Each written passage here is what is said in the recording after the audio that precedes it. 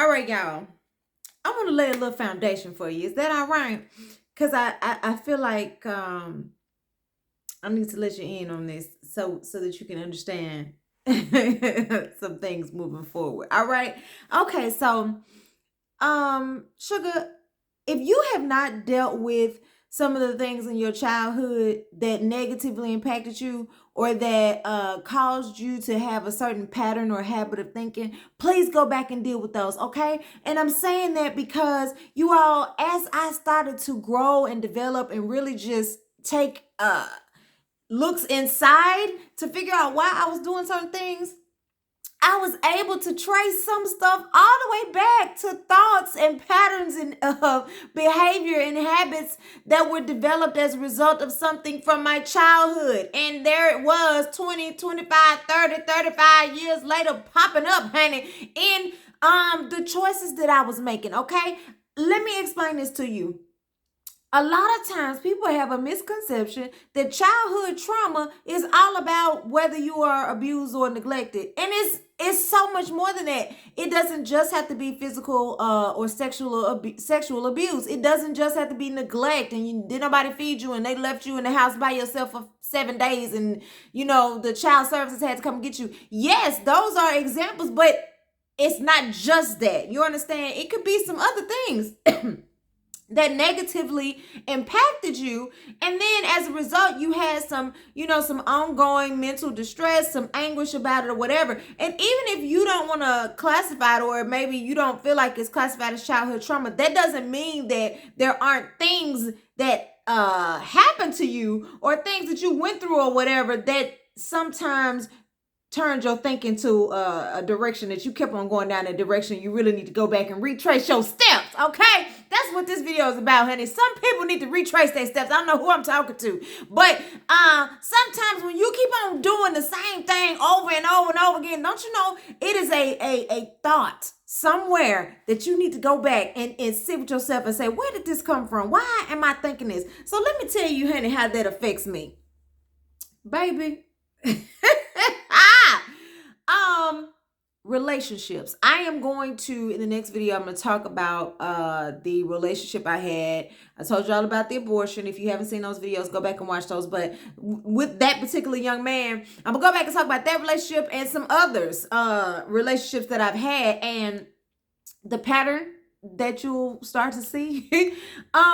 Honey, a lot of that I noticed came from some experiences that I had in my childhood. Okay, so grew up in a two-parent home, what I would consider stable. I was never physically or verbally abused. Now, we got spankings and beat or whatever, but it was never anything that I would even remotely classify as abuse in any way, shape, form, or fashion. Okay, and that's not me being in denial. That's just me knowing that we were not physically abused, even though we got spankings. So I never had to worry about being molested. That never happened to me. That was not my experience. And I did not grow up in poverty, y'all. We were not rich at all by any means. We were definitely a middle class family or whatever. But we had what we needed, honey. We didn't have $200 and $300 shoes or whatever. But if I said, hey, I want these new Nikes that's coming out, I pretty much could get them. We went on vacations. My parents took us, to the fair when it came out. When the fair was in town or whatever, we went to movies when they came out. So I had a good childhood. We had our issues. Every family has their issues. And honey, I will get into those in another video. But those things did not happen. We had what we needed. I never had a day where I said, I don't know if we're going to eat today because we didn't eat last night and I don't know what's going to happen. I never had that. I never had an experience where I woke up on Christmas morning and didn't have pretty much everything on my list. I just did not. That's not my story. Now, you might be saying, well, that's perfect. What's the problem? Well, honey, as a result of that, of having the things I needed, don't you know that I ended up developing a shame or embarrassment or really a guilt because some people around me didn't have that. There were two people in particular in my childhood that one of them I spent a whole lot of time with. And the other one I spent a considerable amount of time with, okay? That we're all young, so, but they constantly gave me the message that I felt like I was better than everybody else. And that I was, I was this and that and the other. You think you special, you think you this, because I had things that they did not have. I've never been the type of person that lorded stuff over people or that tried to make people feel bad for what they did not have. I've never been that way, not even in childhood. But that is the message that was constantly pummeled into my head from these two people, because they felt like my life was so much better than theirs because I had things that they did not have. My dad was the neighborhood dad. So if we were going to the fair, he would take everybody. He was doing that not to show off. He was doing that because he was a big kid. He wanted to go. So that was a lot of the reasons why I went so many places as a child, because my dad wanted to go. So, I developed this complex in my mind that was something to feel bad about because other people didn't have it. I developed the message that I was supposed to dim my light to make other people feel comfortable around me because their light might have been blown out. Who am I talking to already? You need to check that. Check that thought in your head. If you are feeling some type of way for the things that you have, the things that were given to you, the things that maybe you have even worked your tail off to accomplish, you need to check that voice in your mind that's saying you need to hide this, you need to put this to the side, you're gonna make other people feel bad, you showing out. You need to check that voice and figure out where that is coming from. Mine came from childhood, and here is how it affected my relationships and my friendships moving forward. Is because as a result of that, I overcompensated by feeling like, number one, if somebody didn't have what I had, I was out. It was my personal responsibility to share, to help them. Okay, everybody.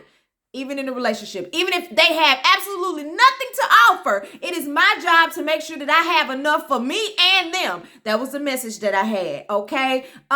Really little did I know I was in a charity. In a lot of my relationships, that was, honey, if you want to give to a charity, go give to the Red Cross. I'm sure they need your help. Why are you sitting up here in something that is supposed to be a two-way street for the majority? Most of the time, I get it. Sometimes one partner may be doing more than the other, but that thing should be balancing itself out. It shouldn't be just always you doing everything because the other person has nothing to offer. And I'm sitting up here tolerating that, putting up with it, taking it because I don't want the other person to feel bad.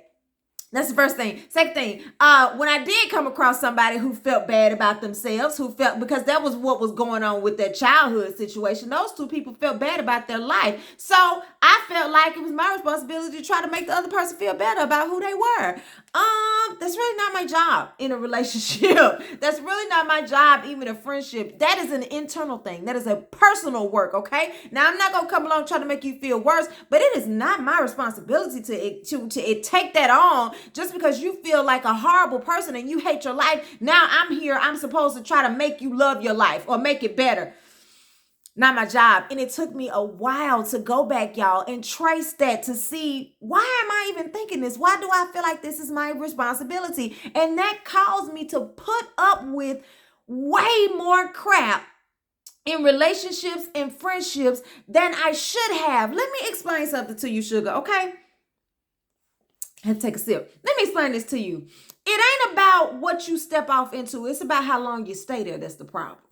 It's not about, okay, you walk into a crack house. Maybe from the outside it looked like a mansion and you didn't know that it was a crack house, okay? Now you walk in there and you see people doing crack in the hall. You know that you don't do crack, all right? Then you keep on walking. You see people doing crack in the kitchen. You see people fighting. You see people stealing. You see people getting stabbed. And if you end up in the back of the house, you need to go back and ask yourself what was going on with you. Because you might not have known when you opened the door and walked in there. But once you knew what it was, what caused you to keep going? Why did you stay there? That is the thing that you have to ask yourself in relationships and friendships. And that's what I had to do. Okay, I didn't know that you were like this before I got to you. But once I figured it out, why I stay here? Why did this go on for a year instead of 6 months or 2 months? Okay. Why did I not stop at the moment that I realized this is a jackass right here? And let me explain something to you. Jackasses don't discriminate based on race, creed, color, religion, gender, or sexual orientation. Okay. This is all across the board. All right. If you are the type of person where you are getting into stuff, into these relationships, and you can look back and you have one after the other, where after after you realized the type of person they were, you kept going and kept staying there. I need you to go back and check your thoughts. I need you to retrace your steps, baby. I need you to retrace them thoughts and see where are you getting the message that you are supposed to. You have some type of obligation or responsibility to stay where you are being hurt, where you are being criticized, where you are being put down. Why do you feel like you're supposed to dim your light because of this other person? Where is that message coming from? That is what I had to figure out, because in a lot of my relationships, I was staying longer than I should have because I didn't want the other person to feel bad. I didn't want them to think I thought I was better than them. That ain't got nothing to do with me, what they think. I'm not saying that. That's not what I'm giving off. So if that's what they perceive, that's not my problem. But let me tell you this, you are too good for some things. And that's a whole word right there. And it took a long time for me to get to a place where I could say that, because I had so much, right? This is what I'm thinking. I just had so much. I just need to be grateful for whatever it is that I get. I just need to be grateful. And I don't have the right to be saying that, no, I don't want this right here. Who says who? Where you get that from? You absolutely have the right to say, you know what? This situation is not serving me. This is hurting me. This is causing a problem for me. And I am too good to put up with this. You absolutely have that right. And if that makes you uncomfortable to say, I need you to check it and find out why. And that's a whole word. I'm going to let y'all marinate on that.